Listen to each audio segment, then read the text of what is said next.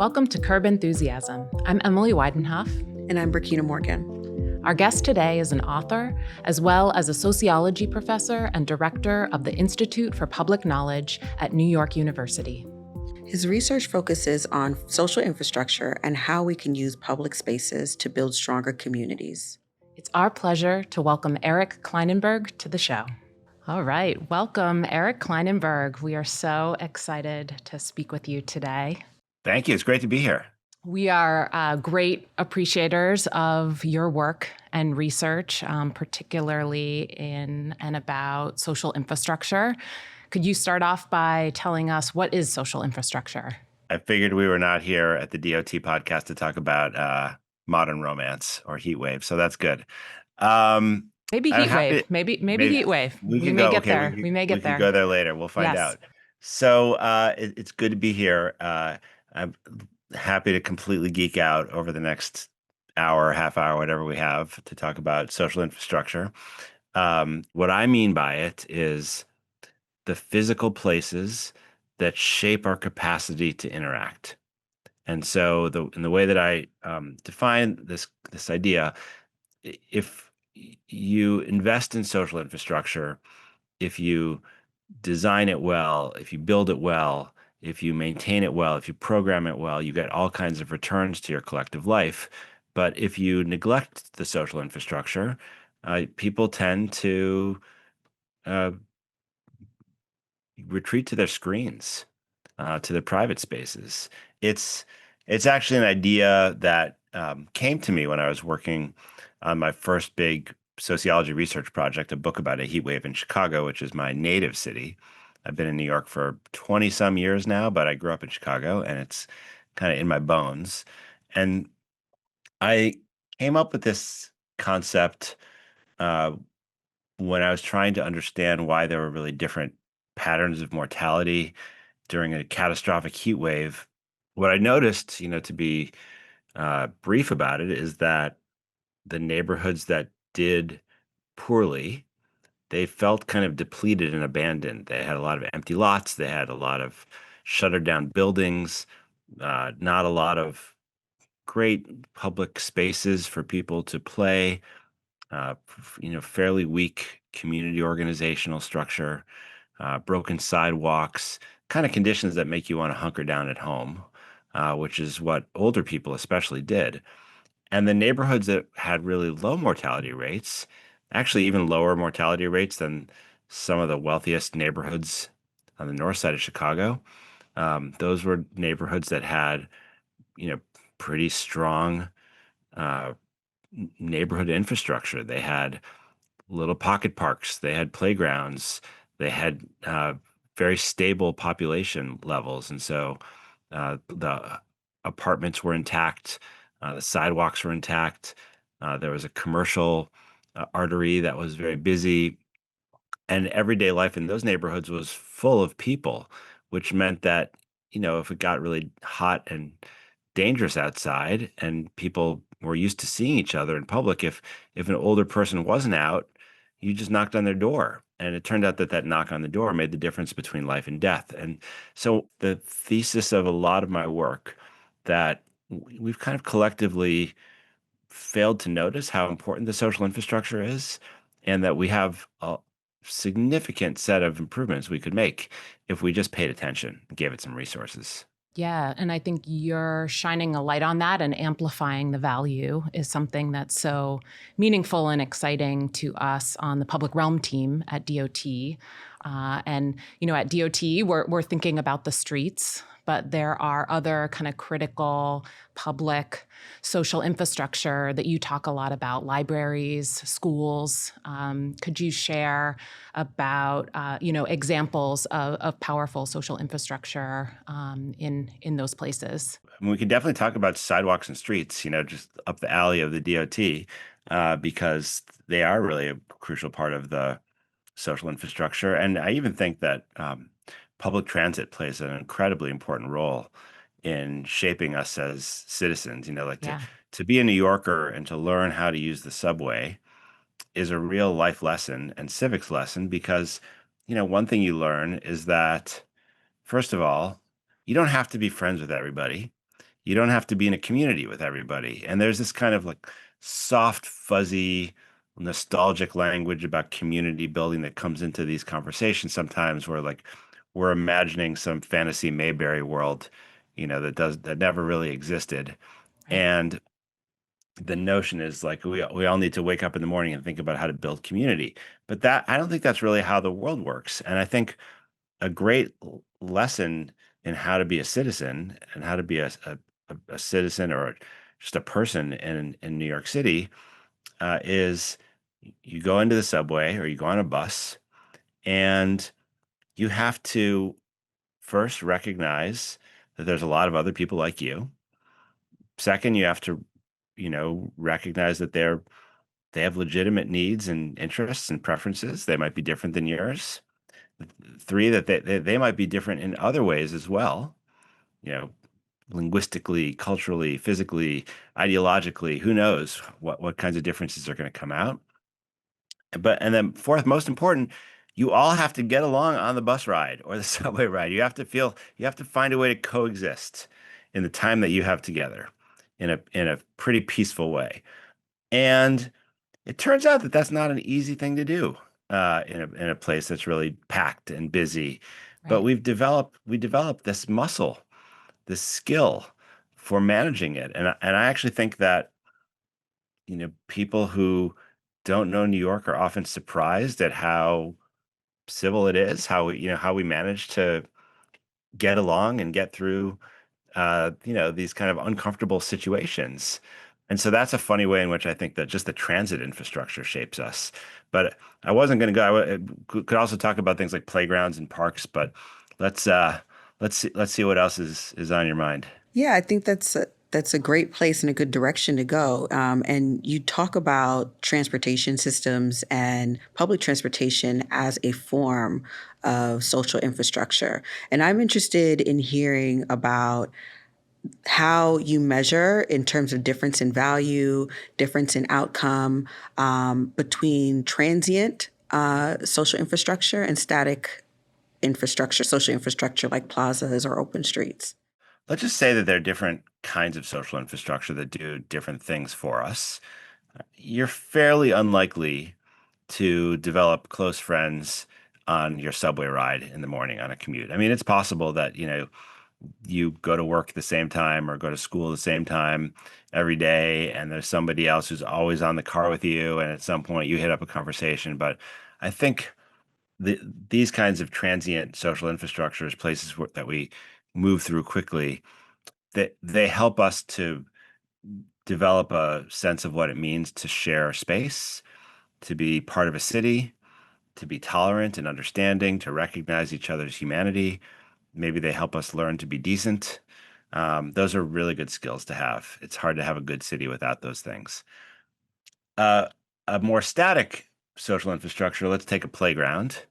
That operates really differently because, I raised my kids in New York. They're now teenagers, but when they were very young, like most New Yorkers, I live in a pretty small apartment, and my kids had a lot of energy, and my wife and I felt often like we needed to find some release. And what a godsend it is to live near a nice, shaded, well-equipped, well-maintained playground because there's a physical space for your kid to run around and for you to decompress a little bit. But more crucially, at the playground, you find other people who are in the same situation. And if you go to a playground every day after school, it doesn't take long for you to start to recognize the other faces. And if you live in a place that doesn't have good access to a playground, you're really screwed by comparative purposes. Uh, and and and also, like, these playgrounds are not God given. They're a kind of social infrastructure, and some cities, some states, some governments invest in them, and others don't. It makes a massive difference to your quality of life, and it makes a massive difference to your chances of feeling like you're part of something bigger. Maybe even believing in the government or the society that you're in if you do it well. piggybacking off of what you just said, when it comes to communities that are built off of interaction that happens within social infrastructure, do you think that when cities and planners are thinking about how to implement and build social infrastructure, that they should go where they see communities that are being formed or have already formed? Or should they be thinking about these are areas that we see less indicators of community, areas that we potentially see have or have shown less resilience over time, and plan to then implement social infrastructure in those areas? Like, what directionality do you think there should be between the two?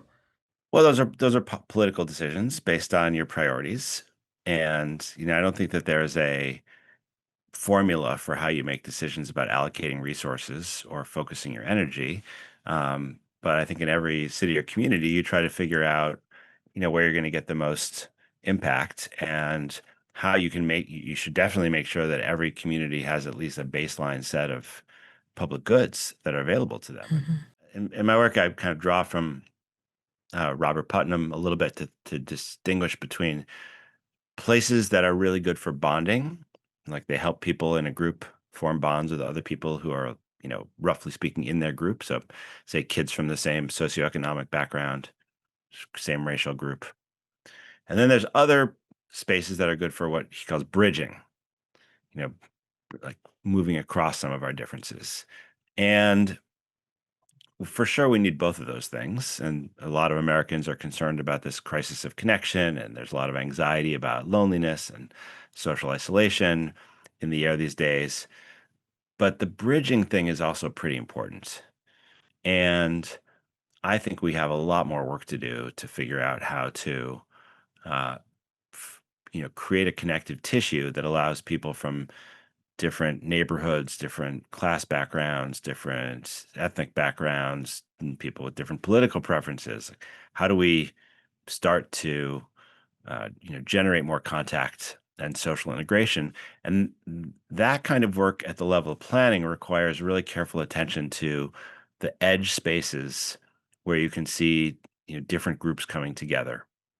So where could you build a park or a playground or a soccer field so that it would lure in people from different parts of the city?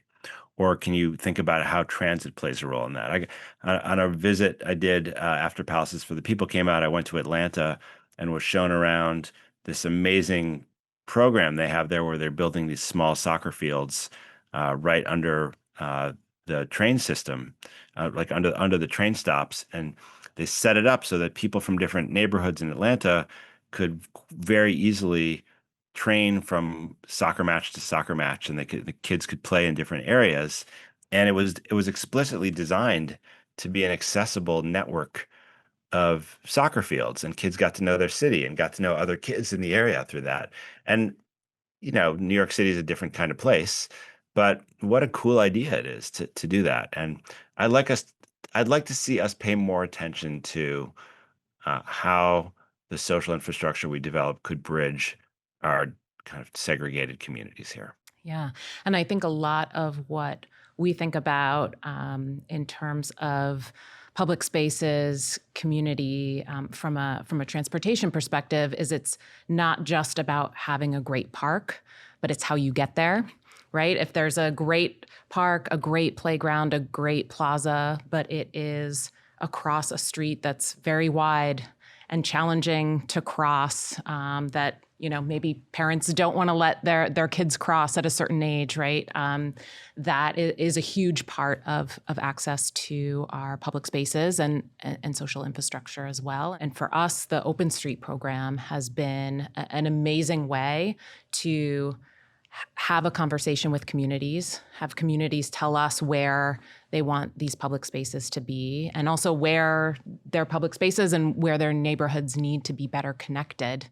And I think even it reinforces and creates a physical venue for some of the communities that are formed in those areas, and gives an additional tool to some of the main stakeholders that are connected to, whether it's school communities and the elderly, and allow for like these across almost between the static and the transient social infrastructure.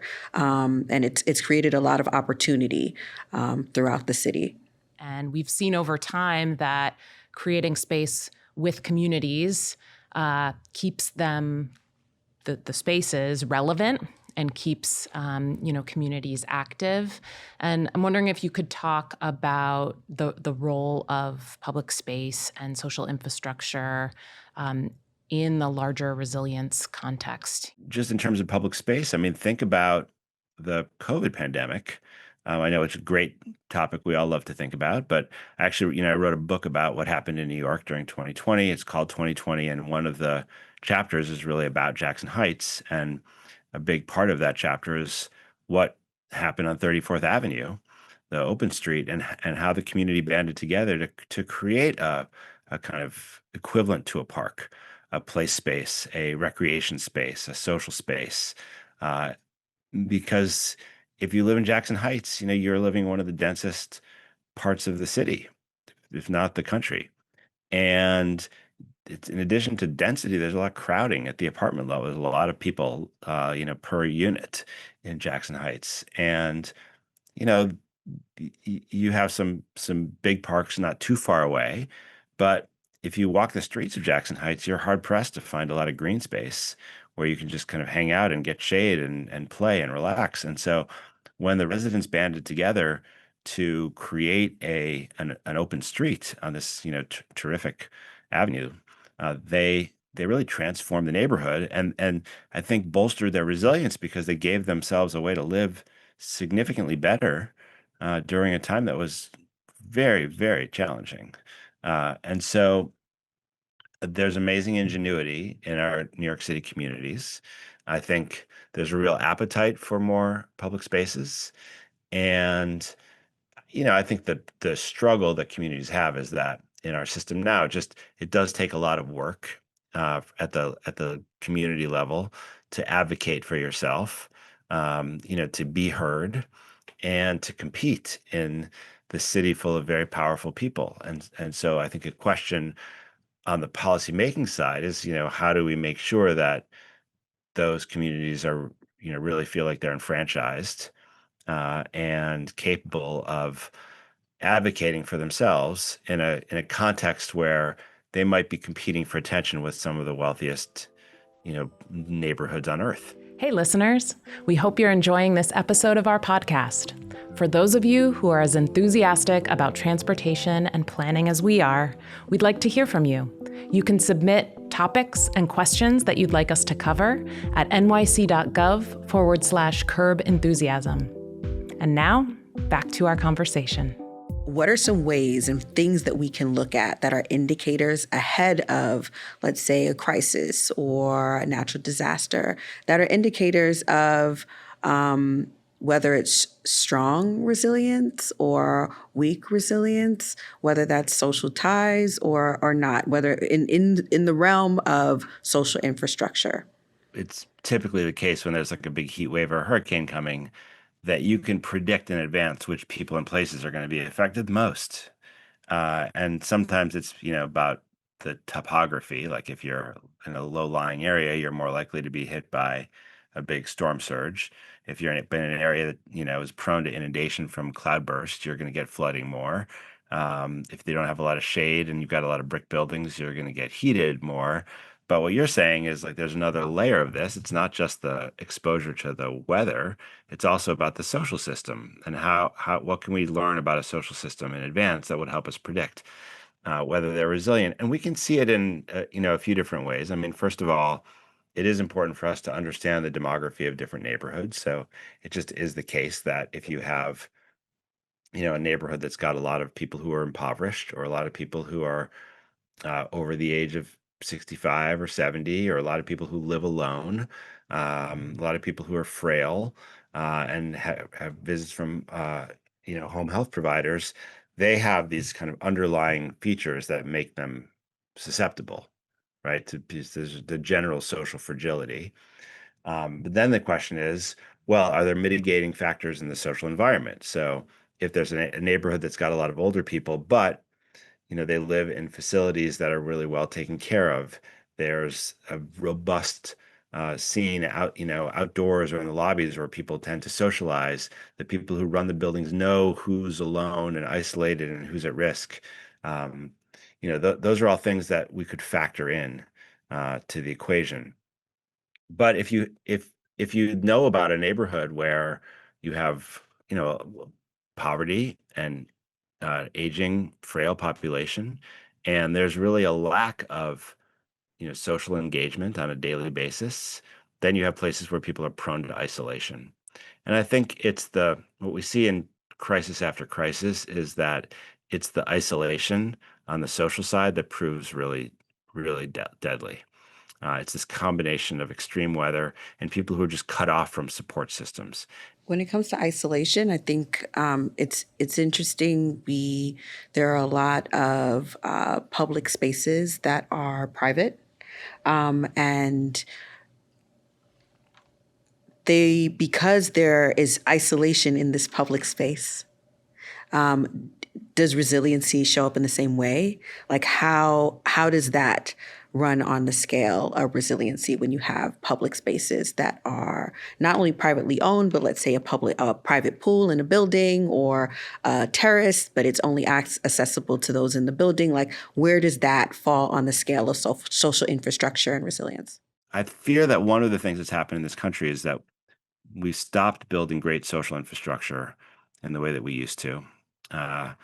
And instead, this whole marketplace of gathering spaces has emerged. And it means that if you're doing very well in New York City, and we know there's a lot of people in New York City who are doing very well, um, there's amazing places to go and hang out with other amazing people. They're just very expensive, or at least they cost something. And so what I think has happened is that people don't necessarily recognize just how hard it is to find good social infrastructure if you don't have that kind of access and wealth. And what's more, if you develop a really unequal system where well-off people use a certain set of private spaces and people who are struggling use another set of spaces, then those latter spaces get stigmatized, right? They're the places for people who are in trouble. They get oftentimes described as places that aren't safe or unstable. And we have a lot of people who don't have homes in New York City. And for them, like a great library is a very welcoming place, maybe the most welcoming places that make you feel a sense of dignity. And it's wonderful they do that. Um, if we have a system that doesn't provide enough other kind of social infrastructure for people who are in trouble and they wind up in the library all the time or in certain community centers all the time, then more affluent people are going to avoid them. And when they get stigmatized, they're not going to get funded.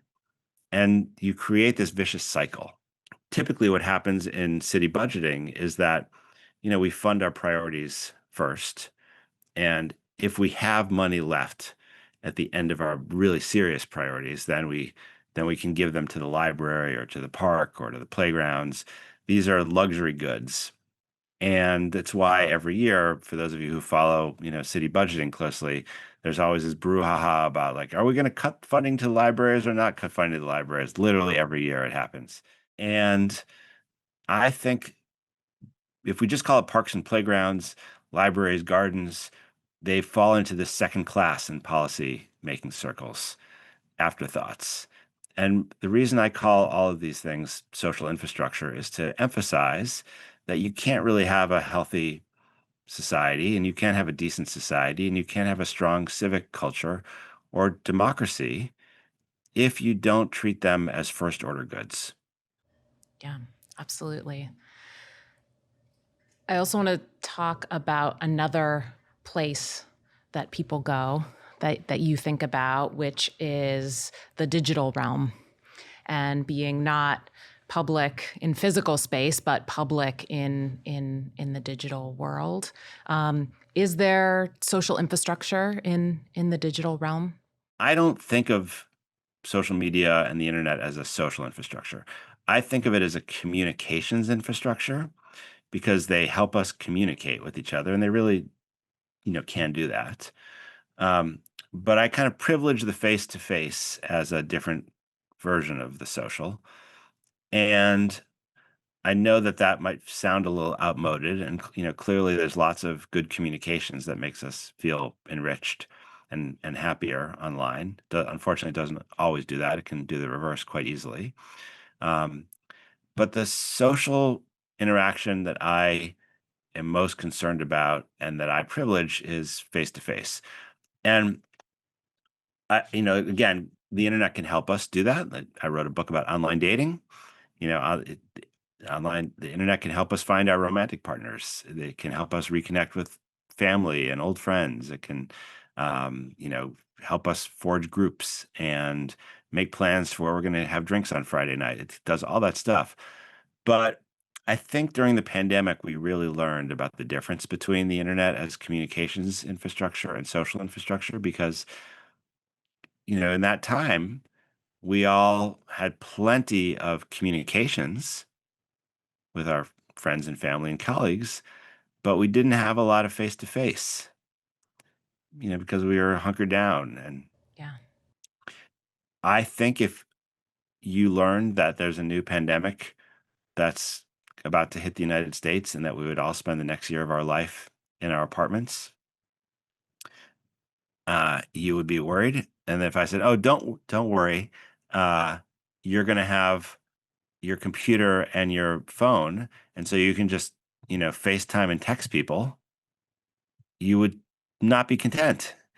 You'd feel like that was very partial. You'd say like, "Whoa, whoa, whoa, whoa. What about the face-to-face stuff and the getting together and being in bars and restaurants and high-fiving people after a goal on the soccer field or uh, will you name your favorite social activity? You're going to the gym, going to a dance club, uh, going to a great sociology lecture, whatever it is that is your jam. I mean, you want to do it face to face. And so it's for that reason I think that we need to, be mindful that the internet can have a huge impact on our social life. And you could do a better job designing social media and all variety of platforms to help us get to the face to face. But I don't think it's a substitute. Yeah. So as we wind down, want to know what your biggest public transportation pet peeve is. I still would like just a better way to get to LaGuardia. I just like a train that goes into LaGuardia. I think that would be a good thing. I mean, why can't we have that? I live in Lower Manhattan, and so I can take the train to Roosevelt, Jackson Heights. I can take the F train right there, and that's like pretty good. And then I got to transfer to a bus. I just would like to be able to stay underground in the subway and not have to worry about that transition. Is that fair? Very. Very fair. Yeah. And Eric, what are you most enthusiastic about for the future of transportation? The pedestrianization of streets for cars is tremendously exciting. And I would like to see this city and many others create more spaces for people and give less space to cars. And I do think that is coming. We certainly agree. Streets are for people, and we share in your enthusiasm about the future. And we are so grateful for your time today. And keep up the amazing work amplifying the role of the public realm for all the good that it does our communities. This has been great. Thank you. Well, thank you both. That was a lot of fun.